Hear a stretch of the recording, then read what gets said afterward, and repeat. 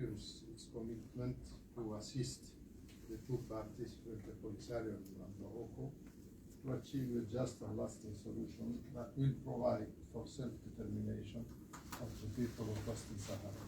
The Security Council likewise recognized the importance role played by the MINUSMA on the ground and the need for it fully fully implementing its methods. Moreover, the Security Council urges enhancing cooperation with the Office of United Nations High Commissioner for Human Rights. Security Council also welcomes the informal consultation convened by the personal envoy Stefan de Mistura with the two parties and neighboring countries and other states, including permanent members of the Security Council, which shows the international importance given to the question of Western Sahara. In this regard, the Polisario reaffirms that the United Nations and the Organization of African Unities Settlement Plan remains the only agreement mutually accepted by the two parties, the Frente Polisario and Morocco, and approved unanimously by the Security Council in its resolution 658 and resolution 690, whereby the Council established under its authority the MINUSO to hold a free and fair referendum without military and administrative consent to enable the people of Western Sahara to exercise their right of self-determination and independence. The international legal framework for peaceful and lasting solution to Western Sahara has been clearly defined by the relevant organs of the United Nations and accepted by the two parties who formally committed themselves to it before the international community. Therefore, there is no use trying to justify inaction and complacency which are injustifiable through the search for new formulas outside this frame, because there is much at stake, including peace and security in the region.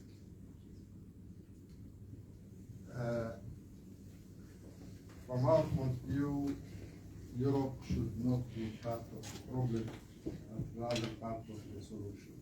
The Polisario want to reaffirm the willingness to cooperate with the European Union to solve the problem of trade agreements in Western Sahara in mutual benefits and claimant of the cooperation and respecting the international and European legality. Because the only interest in this question which Morocco shows is that they are pushing more countries in the recognition of the alleged sovereignty of the Western Sahara.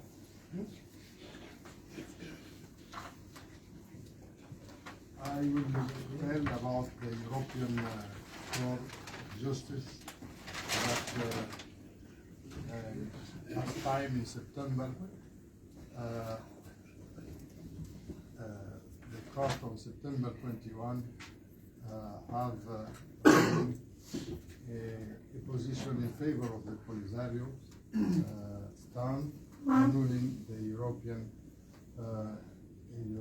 Morocco fishery and agricultural agreement that illegally include Western Sahara and its adjacent water. The European Commission was given the mandate to appeal the court decision, opening a new phase of legal process which led to the public hearing held at the European Court of Justice last month in Luxembourg.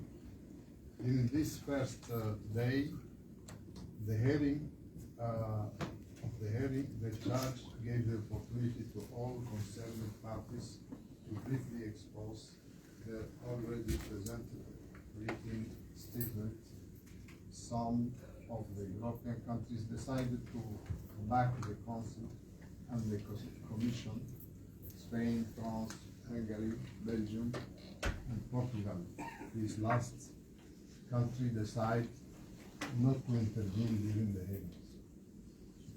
As we noticed, the Commission and the Council didn't bring any new significant elements that may make the judge change their position in about the question.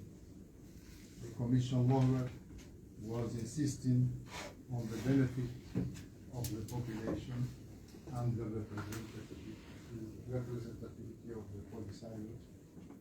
Allegation refused constantly by the general lawyer.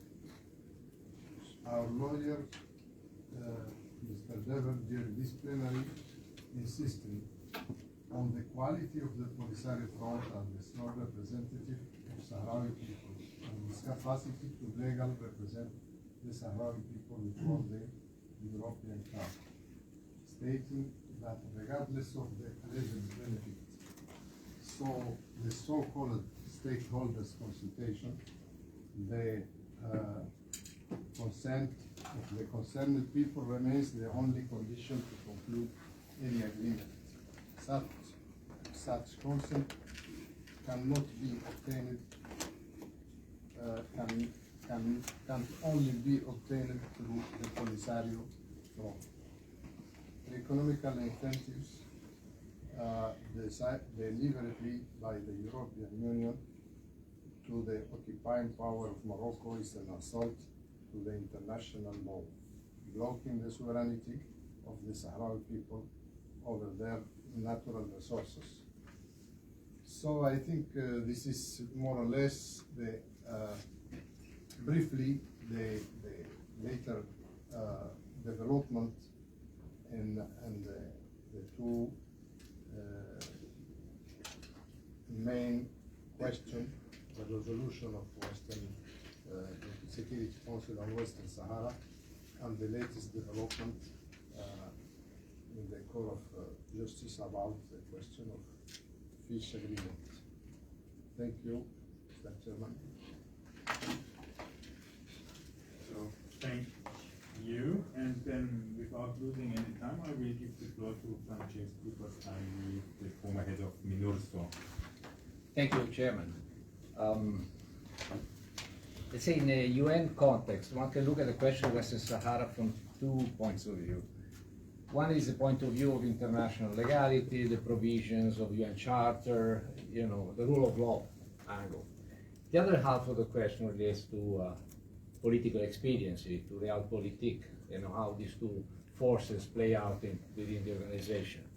On the first point, the situation is absolutely clear. There is much debate about it, but it's a very stale and pointless debate. Basically, the question of Western Sahara is a question of decolonization, and under the UN Charter, the condition of decolonization entails certain rights and expectations, including the self-determination of the countries or territories affected. This was recognized by the UN already in the 1960s, when Western Sahara was still a colony of Spain, was reiterated ever since in innumerable decisions of the General Assembly of the Security Council, always pointing to this legal framework for the solution of the question of Western Sahara. In 1975, there was a ruling by the International Court of Justice finding that there was no foundation to Morocco's claims of sovereignty over the territory, and therefore no obstacle to the self-determination process. And all the way to today, this notion, this principle is not just being reiterated in all sorts of documentation in resolution, including those of the Security Council, but is also constituted a foundation for a number of decisions taken by national courts, by the tribunals, including, as we have heard, increasingly by the European Court of Justice over issues related to the Moroccan exploitation of natural resources, violation of human rights and civil and political rights, and so on. So the context is quite clear, and is within this context that in 1991 the Security Council decided to launch MINURSO. MINURSO was in place for a double purpose. One was to monitor the ceasefire between Frente Polisario and Morocco that had been fighting each other since the departure of Spain in '75. And the second purpose was to hold a referendum for the self-determination of the Sahrawis.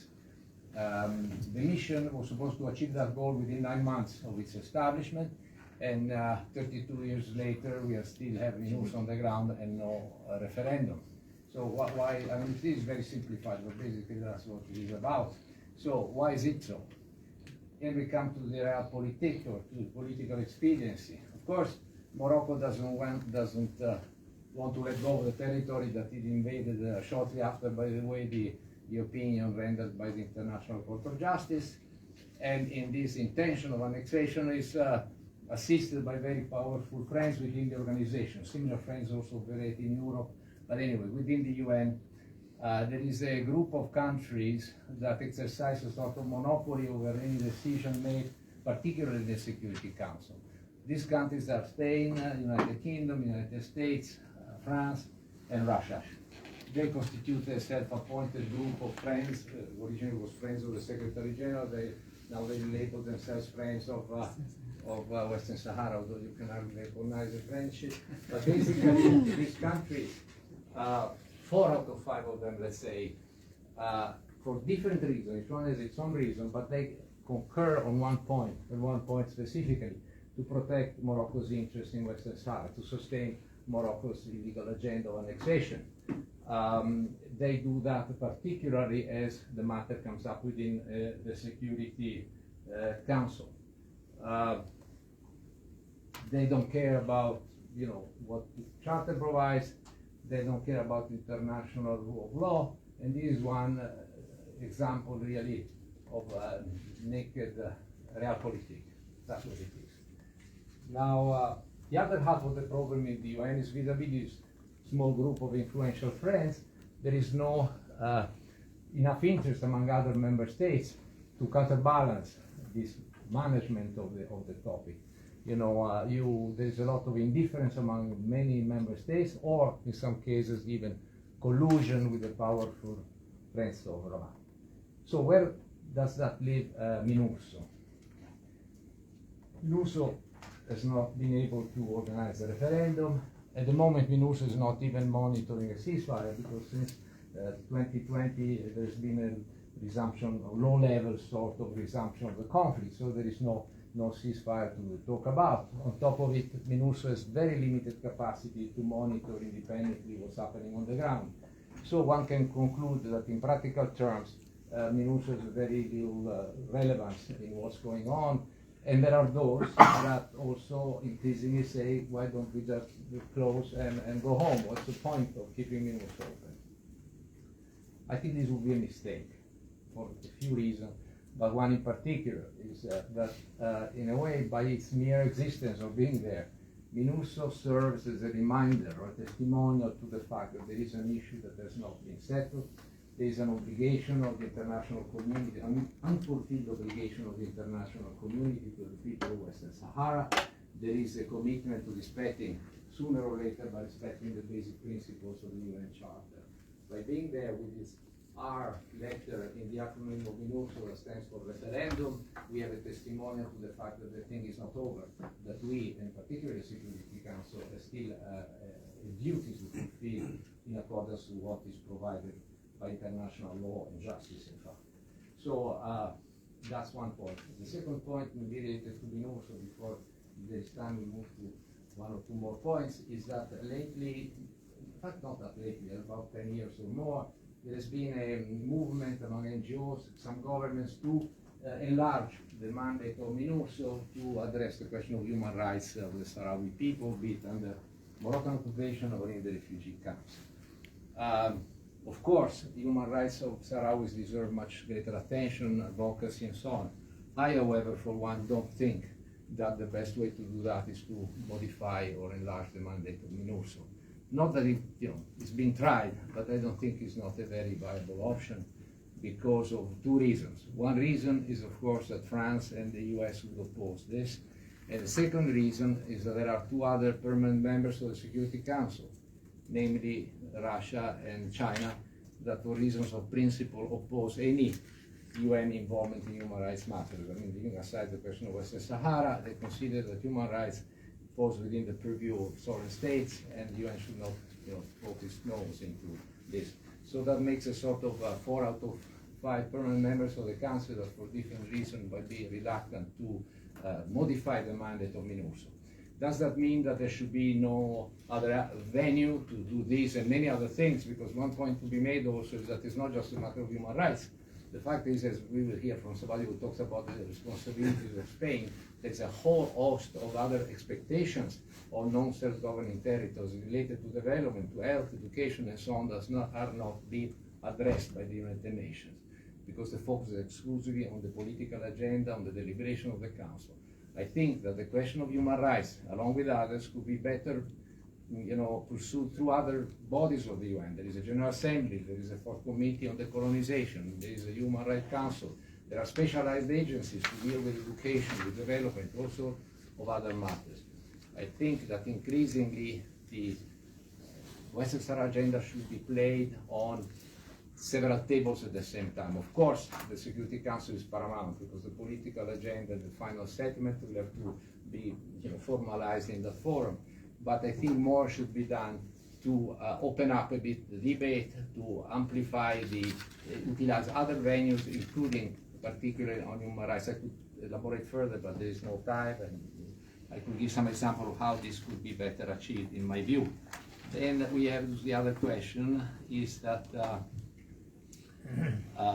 importance of diversifying the debate and to move from this stale, strictly political discussion around Western Sahara is one of the prerequisites that may facilitate to make the UN into a more open, fertile environment for a consideration of this item and this pursuit of the fundamental rights of the people of Sahrawi, rights that have been neglected and trampled upon for way too long in a very cynical and deliberate manner.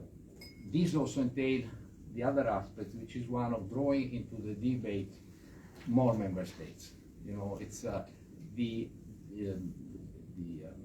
it's important that more countries join into a more open and full-fledged discussion of the question of Western Sahara. Also because I think the political dossier, the political debate would benefit from looking at the concerns, expectations, and daily challenges of the people of Western Sahara. So it's not just a political one, but these days really the debate, and for way too long in the UN, the debate has been almost about the destiny of faceless people. If you read these documents, there's nothing. You don't visualize anything. You don't have a sense of what's going on. You don't have a type of information that in other cases is provided by the so-called minister in powers, for instance. The debate over Western Sahara is strictly confined within political red lines set by the powerful allies of Rabat. Who else should be involved? First of all, should be involved any right-thinking and well-meaning countries that believes in the ideals of the organization, believes in what the Charter is about. I think that the rule of law is a commitment that every member state should follow. That's a matter of principle. Second, there is a fact of giving downtrodden people, ignored people, their dues. Thirdly, there is a question of conflict prevention. We have endless seminars, books, consideration around the world about preventing conflict. Now, in Western Sahara is a textbook case of conflict prevention, because of course there is a certain low level, low intensity upheaval now, but the potential of Western Sahara unresolved is one of greater danger for a region that is very fragile at the moment. So you talk and you read and talk and discuss and debate about conflict prevention. Here is an opportunity for member states in the right mind to get involved. Then there is a whole question, of course, of the economic and social development of the region, the relation between Algeria and Morocco, which is also destabilizing, the complete blockade of the Maghreb Union, and so on. So the reasons are many why more member states should open up the window for a more full-fledged debate over this as a way to facilitate also the so-called solution that will be probably debated or presented by somebody who will talk after me. But which are these countries that should possibly be involved? Well, you know, you think of the Scandinavian countries, you think in Europe of countries like Portugal that can bring the experience of East Timor, where, you know, a former colonial master had behaved in a certain way. You can think of the global south, the African countries that sometimes pay too much lip service to this issue, but really are sometimes very reluctant to engage when this entails antagonizing, for instance, France. So this would be a feature that would make the UN into a more, let's say, welcoming, let's say, setting for considering what ultimately is a political setting. And if I have a moment, I say one more point about this. Of course, the solution is political, it has to be. But slowly and little by little, we have really been taken for a ride. When you see expressions in the Security Council like, you know, find a mutually acceptable political solution, this kind of language which has been creeping into the discourse is fake. It's fake because here we have a situation of an illegal occupation, of an occupier, and on the other hand, a people and a country or a territory that's been illegally occupied. If you talk, therefore, the only priority of the UN should be to restore order, to enforce the law, to get Morocco out, to allow the Sahrawis to have the referendum. That's what the UN should do about, not to call itself out and tell that the two parties should sit together at a table and find a common ground. What common ground? I mean, basically, you implicitly give equal merit to the two sides, as if both sides have some legitimate expectations out of the process. Is it therefore Morocco in its own way? Well, has to be accommodated in something it might want about Western Sahara. This is a distortion, and I think that as the negotiation continue, all the friends of Morocco from the Polisario surely has this very much in mind. It's not a dialogue between equals. There are no legitimate demands and expectations on both sides. There is a situation of illegality, a situation of oppression on one hand, and a situation of exploitation and injustice on the other. Thank you. Thank you. And I will now give the floor to Hugh Lobert from ECFR. Thank you very much. Hello everyone. It's a pleasure to be with you and not talking about Gaza for a while. So I've been asked to talk about potential alternative ways to fulfill Sahrawi self-determination. And as is customary for such things, let me start with a few caveats. The most important one is, of course, that only Sahrawis themselves, through the international representative, the Polisario, can determine how to fulfill their right to self-determination, full stop. So I approach this in that spirit, where the idea is to present some ideas to challenge, and only in that capacity. The second caveat is an unfortunate one, which is in an ideal world where international law reigns supreme, we would not need to have this conversation. It would be sufficient for the Sahrawis to decide how to fulfill their self-determination through a referendum, and that would be done. And that is what has happened in similar cases elsewhere in the world. And when you look at how other countries, territories that have exited their colonial status, gone towards post-decolonization, when you look at how those people have fulfilled the right to self-determination, there was not all these political constraints that we've been talking about. And so the reality is, it's an unfortunate reality where international law does not reign supreme. And there are a number of factors that are at play that inhibit the Sahrawis' right to self-determination that need to be factored in. Of course, the first one is Morocco's illegal annexation of Western Sahara and military occupation. The second is, we need to be frank, international disregard for Sahrawi rights. And all of this creating a severe power imbalance, asymmetry. The next important thing to point out is that the Polisario have now 2 times sought to fulfill their right to self-determination, national liberation through armed struggle. And that has not worked. It did not work previously between 1973 and 1991, and it does not appear to be working now. I think that is just a recognition of the realities that exist. Now you can make an argument, the Polisario may make an argument for the tactical use of armed struggle to create a political horizon. I think that's their prerogative, but clearly armed struggle will not liberate Western Sahara because of the power asymmetries and international geopolitics involved.